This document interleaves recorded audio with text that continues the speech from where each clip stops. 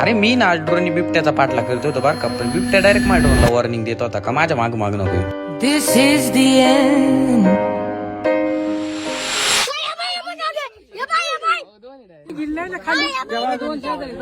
आता झालं असं का आम्ही ना क्रिकेट खेळायला जायला होतो बरं का, 6 वाजून गेले होते जवळपास, आणि आमच्या ना काकीने एक बिबट्या पाहिला बरं का. तिने घरी येऊन सांगितलं का इकडल्या साईडला ना बिबट्या आहे. मग आम्ही घरी आलो, त्याच्यानंतर काय आम्ही ड्रोन फ्लाय केलं बरं का. आता काकीने ज्या साईडला सांगितलं होतं ना त्या साईडला आधी ड्रोन नेलं, तिकडे तर काही बिबट्या दिसला नाही. आणि त्याच्यानंतर थोड्याच वेळाने ना दुसऱ्या साईडला कुत्रे भुकायला लागले होते बरं का. आम्ही सहज तिकडे ड्रोन नेला आणि बांधाच्या वरती ना 2 बिबटे बसले होते. याला हात लागला बरं का, पाडसाल ड्रोन खाली जाईन बिबटे घेऊन.